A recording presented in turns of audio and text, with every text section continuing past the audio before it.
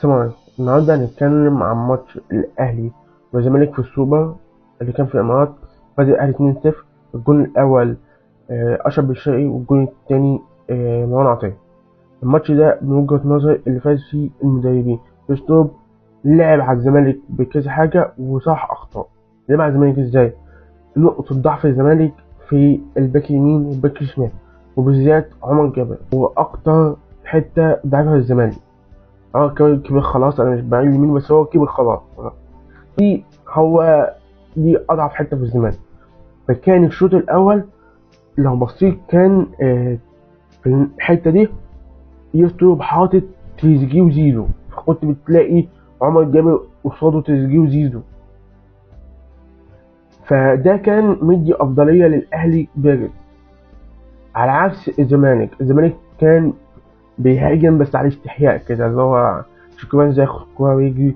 الشوط الأول كان ممكن تقول عليه يعني إيه في تفوق نسبي للأهلي عن الزمالك.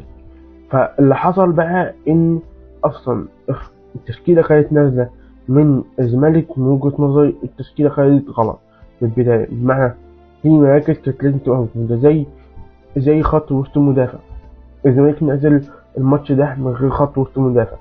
ثانيا الزمالك خسر بسبب في بعض لعيبة الزمالك ما كانتش مركزة في الماتش، كانت مركزة في الجمهور. وازاي اعمل بقى حاجة كده زي اللي هو ايه، زي ناصر ماهر اللي هو نزل قبل الماتش يقول لك تعالوا لي والكلام ده. ايه انت يكون عندك حد يعرف يسيطر على اللعيبة. يعني لسه واحد دين طلع بعد الماتش وقال لك اللي هو منع السوشيال ميديا على اللعيبة خالص. فاللي هو انا مش بقول اللي هو صاحب دي احسن من موجود في الزمالك، لا انا ما بقولش كده، بس بقول كده في حاجه واحده بس، مركزه في الماتش. اما الان الزمالك ما كانش مركز فيها، وانا بقول الزمالك خسر عشان حاجه واحده، عشان حسين لبيب كل مشكله بيلبس حد الحاجه، بيلبس حد وهو بيكون هو السبب الاول للمشكله، هو بيلبسها لاي حد. ازاي؟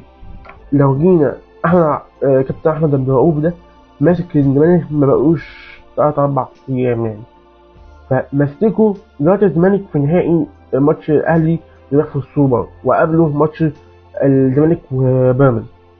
هل انت ما تعرفش اللي فيها وحش؟ فيها خسران 60 ماتش، خسر من الاهلي. انت عارف اللي هو وحش قبل ماتش الاهلي وقلت لا تسيبه عشان توازن الفريق. خلاص خسر من الاهلي، كان المفروض يمشي، انت فضلت سايبه لغايه